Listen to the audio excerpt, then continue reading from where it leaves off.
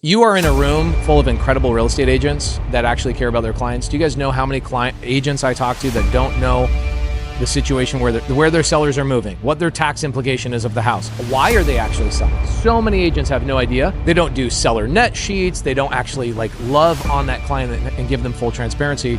And Devontae, I just don't think he was trained properly. I said, Devontae, how far in foreclosure? He goes, I don't know. I didn't even know she was in foreclosure until I listed the property. This is on a Zoom, three-way Zoom. Joy says, I'm 14 months behind. Okay, so I start telling the story, right? For me, as a real estate investor, I care about the story. Because the story tells me if you're 14 months behind on your payment, what else are you behind on? Literally everything else. You have babies, the last thing that you're gonna avoid paying is your freaking mortgage, like that roof over their head. You're gonna pay everything.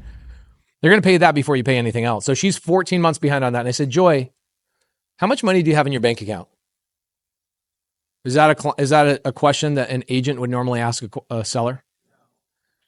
Okay, so I understand the story is the most important part of structuring a deal. So I said, Joy, how much money do you have in your bank account? If you're 14 months behind, you're probably, food is coming short. She goes, Pace, I have 90 cents in my checking account. I was borrowing money from my neighbor, but my neighbors have cut me off. She's like, I go, okay, well, tell me the story. What happened? She goes, I lost my job. I got sick. I lost my job. I'm now back on my feet. I've got a job that's starting in 2 weeks, $180,000 a year. I'm a college grad. I just had a bad year. Just had a really, really bad year. Anybody ever had a really bad year? Okay, cool. So I said, Joy, here's what I'll do for you. I don't want to buy your house, but I want to help you sell your house. And I want to make money in the process. So what I did is I said, Devontae, you want some more time to sell this house, right? And he goes, yeah, I need probably another 90 days or so. Days on market here are a little bit long. I go, okay, cool. So what if I just catch up her arrears, 40 grand. Joy, you probably need a car, don't you? She goes, yeah, my car got towed away from my driveway yesterday. I can't even take my kids to school. I go, cool, I'll get you a car. I'll pay 3 months of your payments up front, and I'll let you and Devontae have another 180 days to go sell this house. And Devontae's like,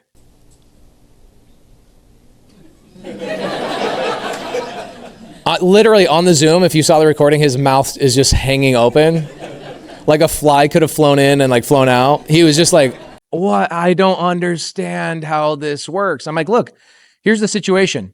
If she sells to a cash offer because she needs speed and convenience, right? She sells on a cash offer. She's going to have to get a low ball offer of 120 grand below where she is right now.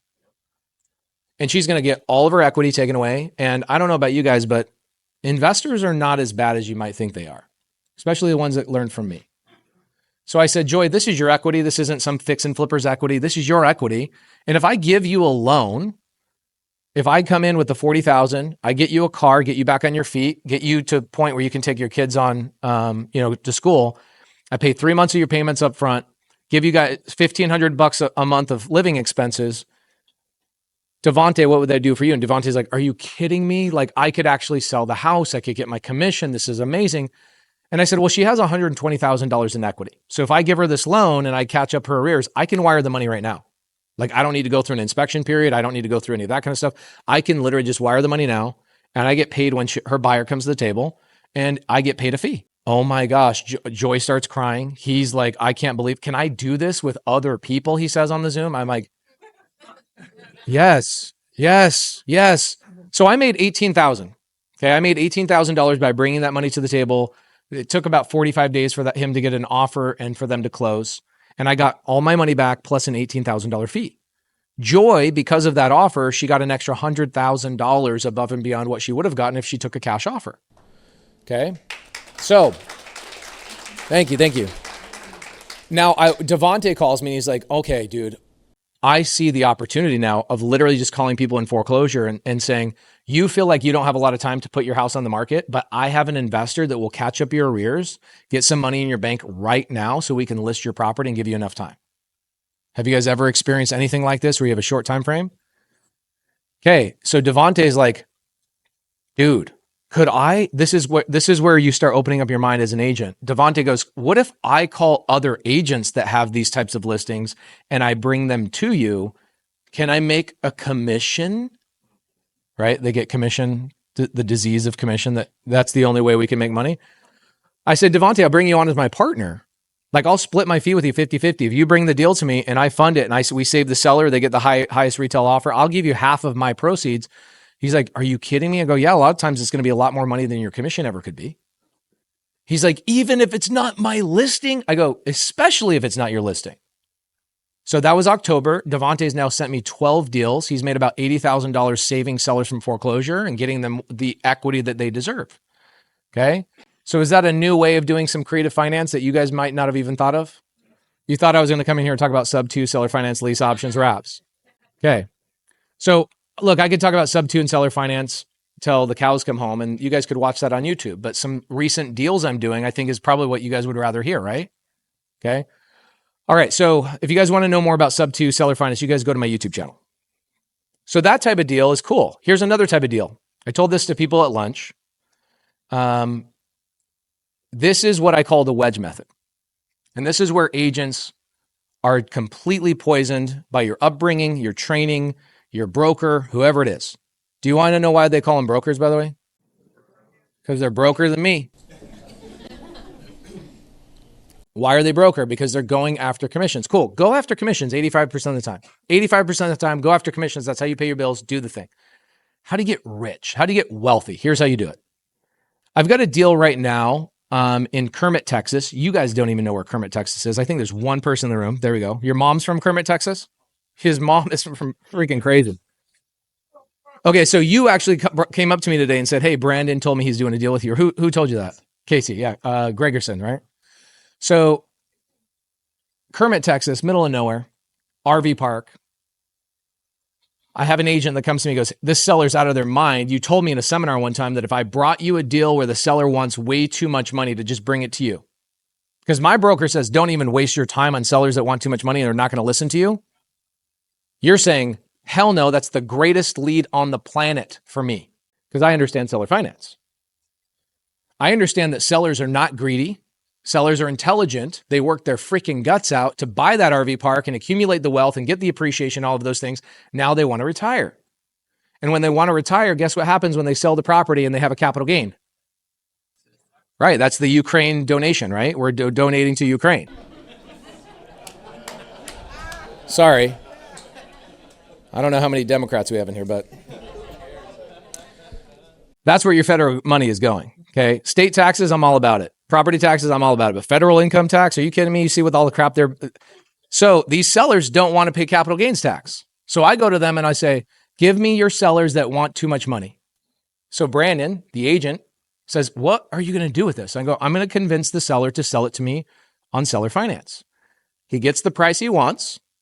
He avoids capital gains tax, and I'll pay him a monthly interest payment on the money he's carrying for me. And Brandon's like, okay, well, how much commission do I get? And I said, Brandon, I don't want you thinking about commission. I want you thinking about what can this property actually produce in income? Let me show you how to underwrite this. And so this RV park is generating like $48,000, $49,000 a month in top line revenue. So that's the money that comes in at the very top. And then you got the management, the thing, the payment to the seller, the taxes, the insurance, right? The property nets $26,000 a month net. I'm in the deal, no money out of my pocket, no bank, no credit check.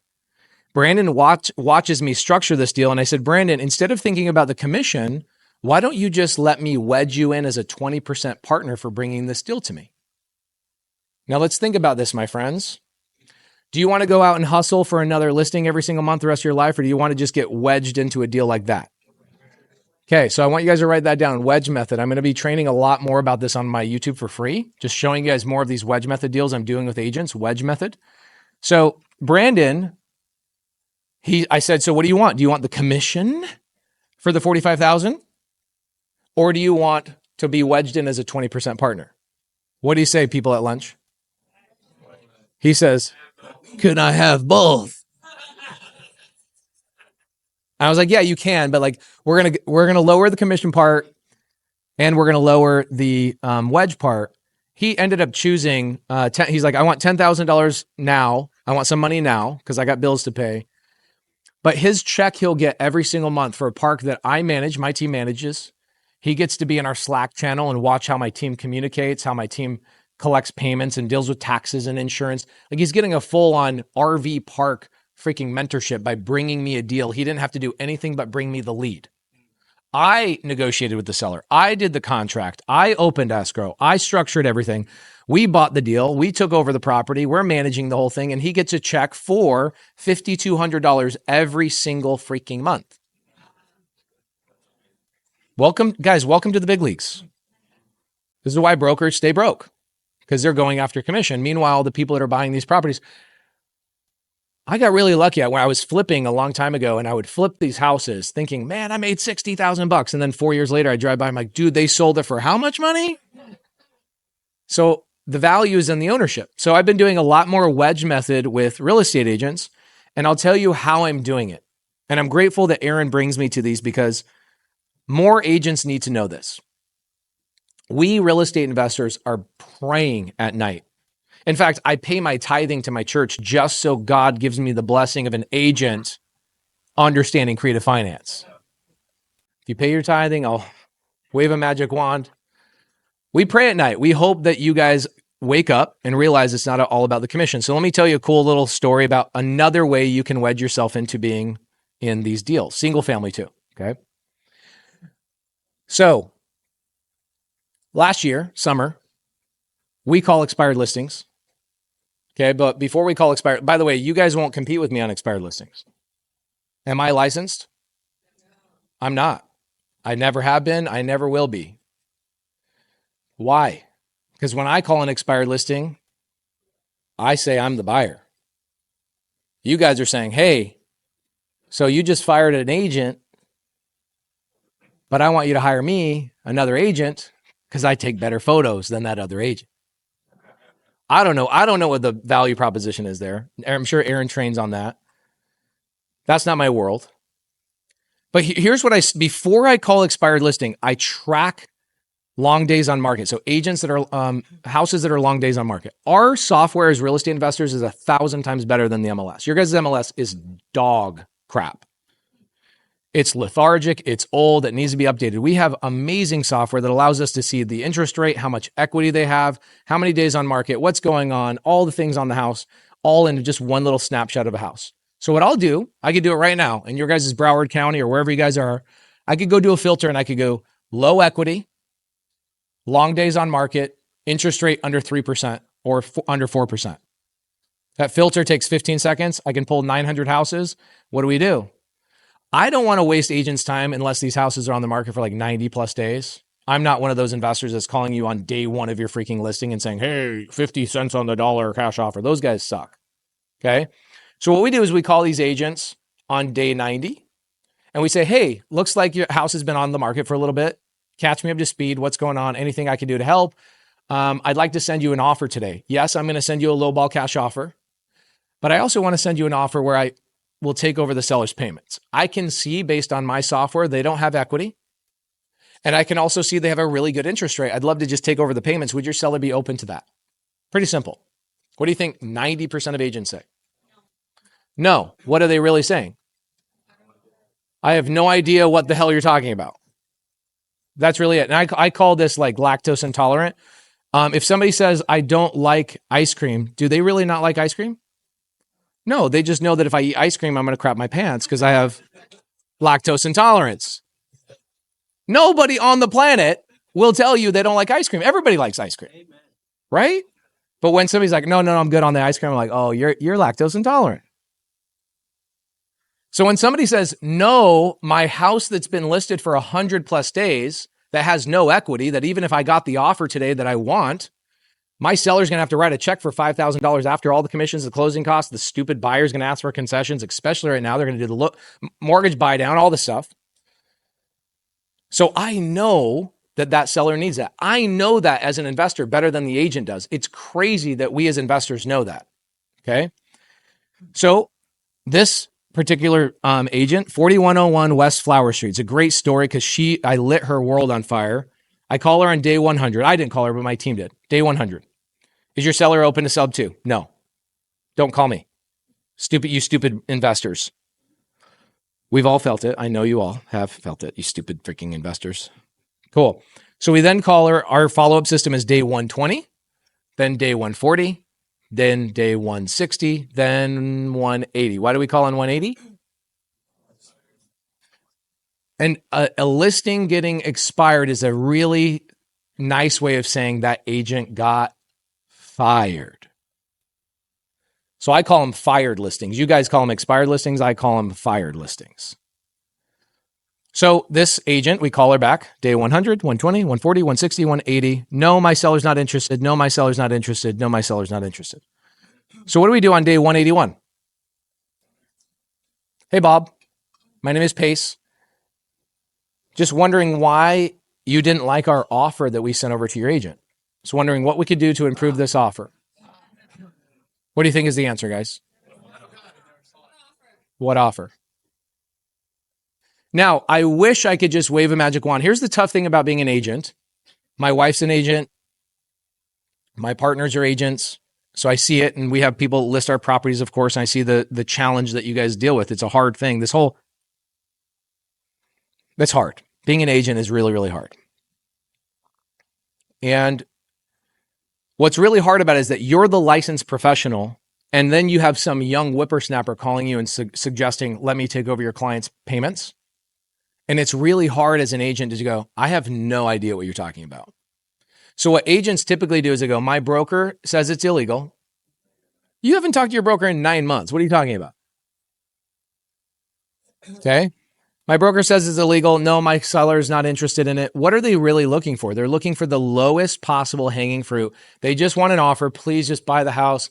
Let me go through this thing with no inspection and no this, like all cash offer. Please, I just want to get away with this. The seller hates me right now because you guys ever have sellers like, why aren't you doing open houses at my house? You guys ever have that? Yeah. Like that's going to help, right? So anyway, we call Bob. Bob says, I never saw the offer. I said, well, Bob, here's what I do. I'm an investor. I'd like to buy your house today. My primary goal is to take over the payments on your house. That's all I say. Very simple. I don't say subject to or seller finance. I say, I'd like to take over the payments on your house. What do you think Bob says? You would do that? Here's why. This is why the story of your client to me is really important. Sarah, the agent, told the seller, Bob, I can sell your house in how many days? I can get you, days on market are 40 days. I can get you an offer in 40 days. You're out of here in 90 days. So what does Bob do? He moves out. Why? Well, this is where agents just miss out on these opportunities. Bob fell in love with a girl from work. This is, guys, the story is more important than anything to me. The story. So Bob falls in love with a girl at work. What do men do when they fall in love with a girl? They do everything in their freaking power to sleep there every single night, right? So she says to him, yeah, basically. So she says, why don't you just move in? You're here every night. Why don't you just move in? He's like, okay, I'll sell my house. So he hires the agent. The agent says, I'll sell this in 90 days. Bob says, oh, dude, I'm moving out right now. I'm not going to wait for 90 days. I'm just going to move right now. 6 months later, guess what? He's still making a payment on the house. So when I call and I say, hey, I'd like to take over the payments, his answer is, you would do that? His next question is, so how much do I have to pay you to take over the payments? This is very typical for me. When we call expired listings, they say, so I don't have to come out of pocket for any of this? Like you'll just take over the payments for me? Cool. So of course we closed that deal, 4101 West Flower Street. We turned it into an expired list, or I'm sorry, not expired listing, co-living property. Co-living's like hot right now. It's so good. Pad Split. If you guys want to know more about that, padsplit.com. Okay. So I call Sarah. I say, hey, Sarah, by the way, this is what happens. Okay. This is actually the true story. My team had called Sarah 6 times over this whole transaction, right? Do you think she wanted another call from us after she got fired? No. So she basically like blocked the call when it came in.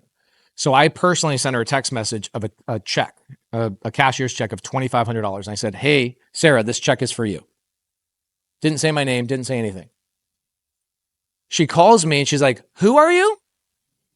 I go, hey, my name's Pace, and my team tried to buy the house 4101 West Flower Street through you. We called you, da, da, da, da, da, da. She's like, okay. I said, I just want to let you know that I appreciate the work you put into that house. And although it didn't work out between us, I want to let you know the money I'm making, the first $2,500, I put in escrow and I will release it on the next deal you and I do together. How many deals have I done with Sarah now in the last 12 months? 21. Why? But it's way better than this. It's way better. My agents, my friends, my agents here, it's way better than that. So I didn't bring anything up to her about the wedge method at all. I just told her, hey, here's what I want you to do. I want you to go to expired listings. I want you to call these expired listings and say, I have a buyer today that will buy your house today.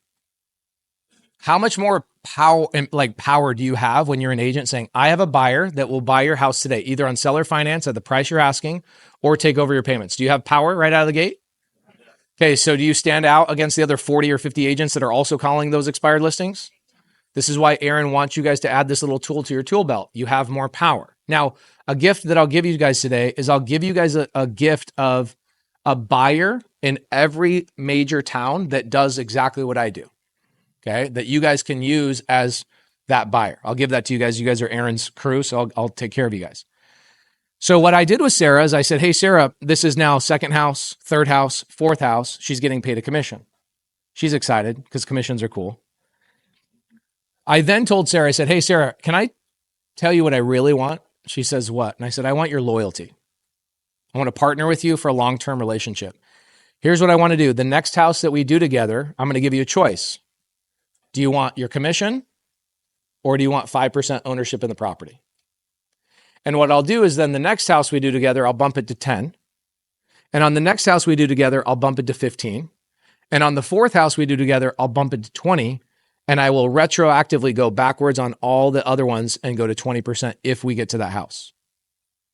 What do you think Sarah says? Okay. Sarah, I think out of the houses we've done together, 21 houses, I think she's a 20% owner in 16 of those houses. Do you guys know what that means for her? The median home price in Phoenix, Arizona is $430,000. Let's do the math. Somebody pull this out. Okay. $430,000 times 0.2 should be like 86,000. Okay. Multiply that by 15.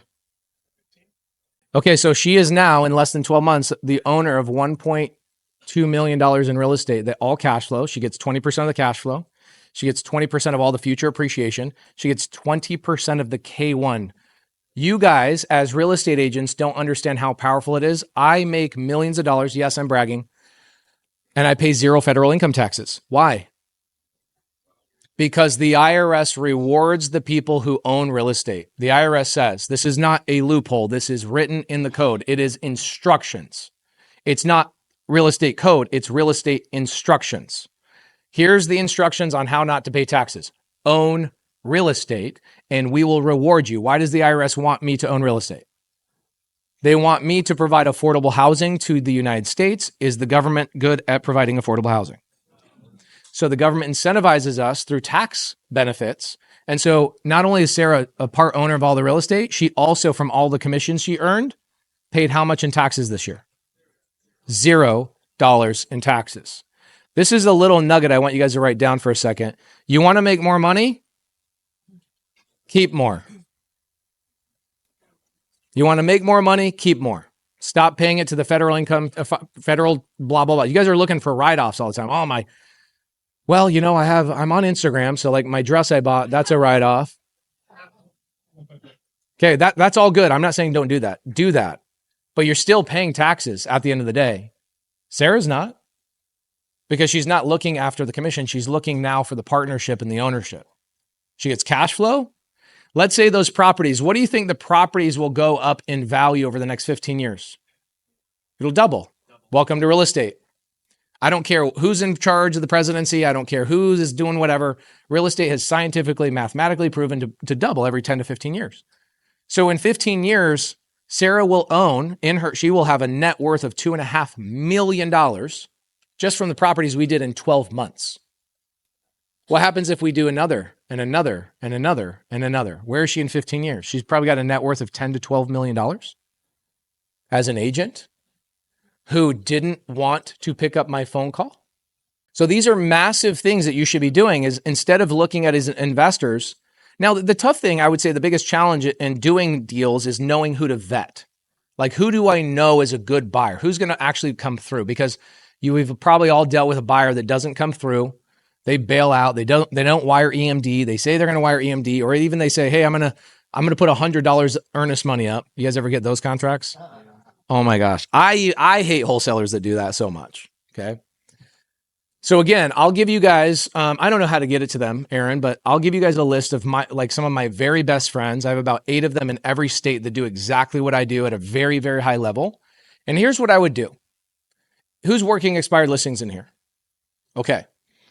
If you're working expired listings, what I would do is I'd take this list, I would call the people in your market, and I would say, hi, I'm an agent. I call expired listings.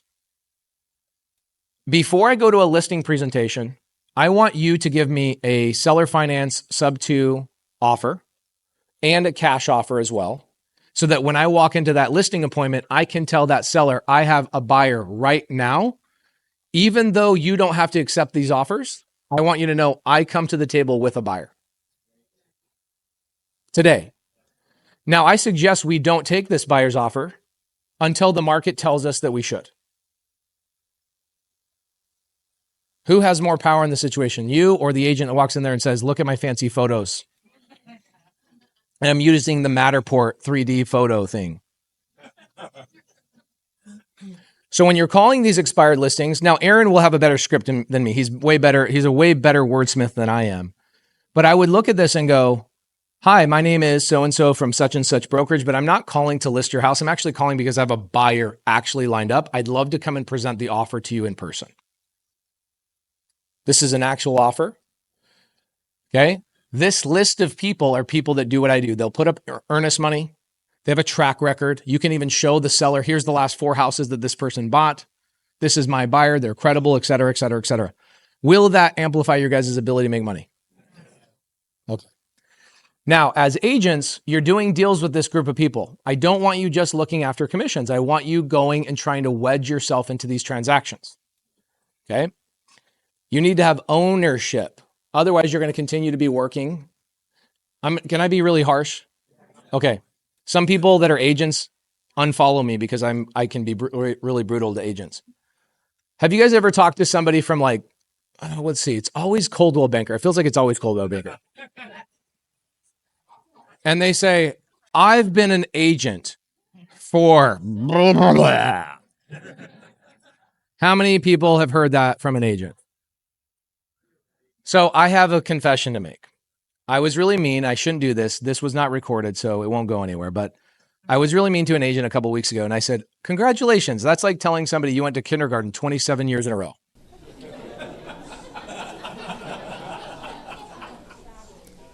At some point, chasing a commission is not the goal.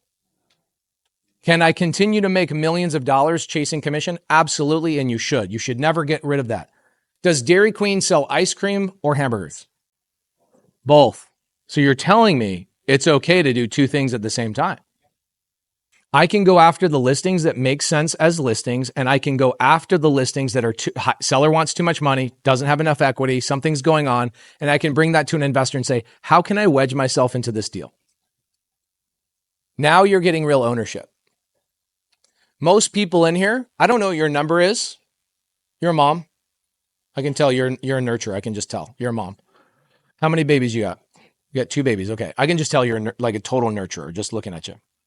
It's a compliment, just FYI. All moms here? Okay. So you probably have a number in your mind of I don't have to worry about this life ever again, money-wise. Anybody want to share with me their number? 10 million is a net worth amount. What's like a monthly amount of money that you're like, I never have to worry about. If this much money came in every single month, I never have to worry again. 10K? Okay. That's pretty low. 30,000. Okay, cool. 30,000. Okay, 30,000. Okay, I like 30,000. 30,000 I think is a good appropriate number because you can pay your bills, still pay some taxes, you can travel, you can do whatever you want to do whenever you want to do it, and then you can invest some of that $30,000 too, right? So you can reinvest. You're not going to live entirely off the 30,000. So here's the thing. Here's how I would break down this equation. If you jumped into a small multifamily deal, this is 100 to 150 units, your portion as the agent would be about $15,000 wedging into a deal with me. You'd have to do 2 of those deals and you're set for life. Think about that. Okay, that's 100 to 150 units. Now, some of you guys are not into commercial. Cool. Don't worry. I'm going to work it down. Okay, mobile home parks. Some of you guys are still not into mobile home parks, but I'll still work it out. The average mobile home park that I own, an agent would make about $6,000 a month on one mobile home park. So you'd get 5 of those. My average RV park makes about $20,000 a month in net cash flow. So your portion as the agent be about $6,000 on that as well. So you'd have to do 4 or 5 of those. You're done. Now, did I say you have to buy them? Did you have to manage them? Did you have to structure them? Do the transaction coordination? Did you have to open escrow and put EMD? Did you have to do any of those things? Okay. Now, single family is going to be a little bit more challenging. The average single family property that we buy as investors, we make about $400 to $500 our first 5 years, like each month before we raise the rents. So you're going to have to do a lot more single family to get to that $30,000 a month. I'd say you're probably going to have to get to like 60 houses to get to that $30,000 a month. Okay, with me. Now, do you have to buy them? I will buy them and I will cut you into 20% ownership. Make sense? Go ahead. I already gave you multifamily as the first one, 100 to 150 units. You do 2 of those, you're done.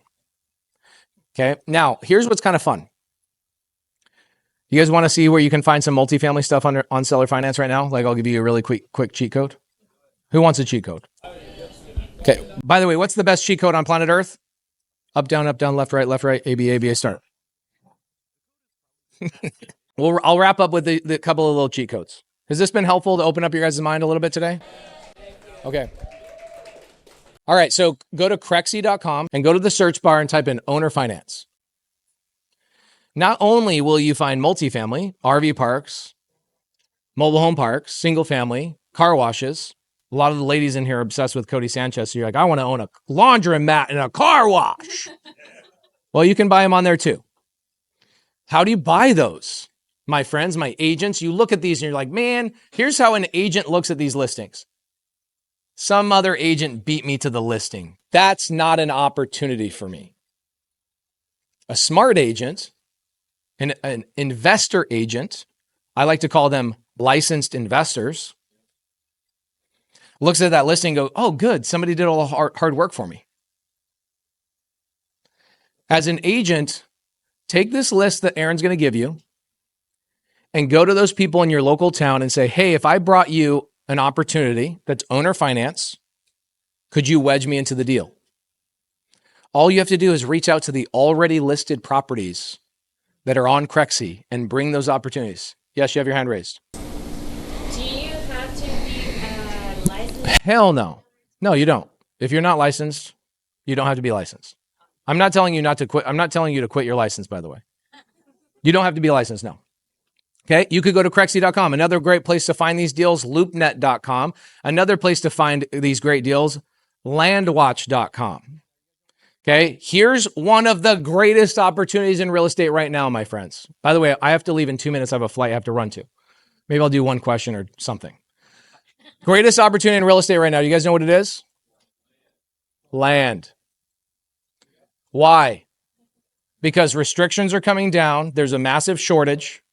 The best deals I've ever done in real estate were when I went to the seller, go to landwatch.com, go to owner finance. There's currently, I think there's 12 or 13,000 listings right now on land that the seller will carry the dirt for you, meaning they won't take a down payment. They won't take a monthly payment while you develop the land. Now you're going to go, oh crap, but I don't develop. I'm an agent. Where's my commission?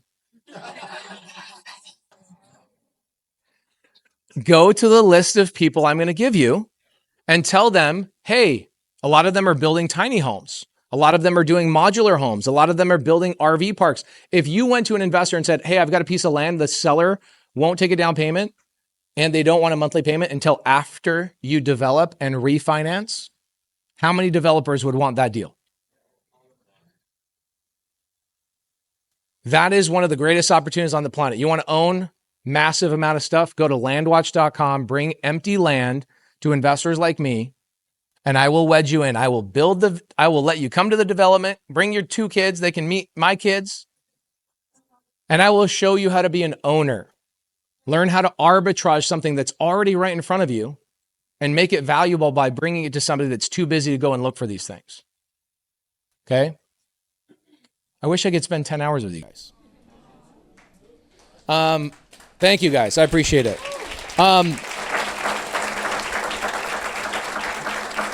I've got to go, but I'll give Aaron this list. And I just want to say thank you so much to Aaron.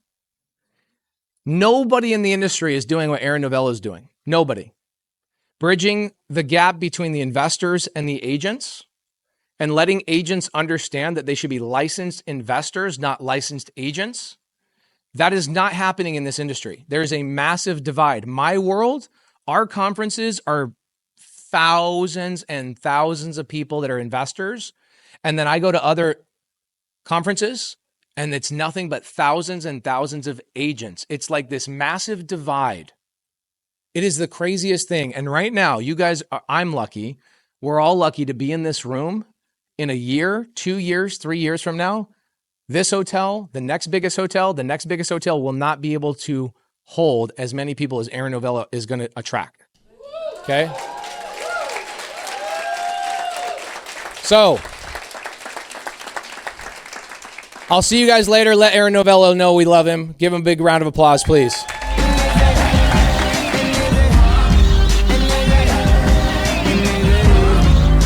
Again, what I really do believe is that the future of real estate is my community of agents and his community of investors coming together. Agents have a tendency to not understand any of the creative side of real estate.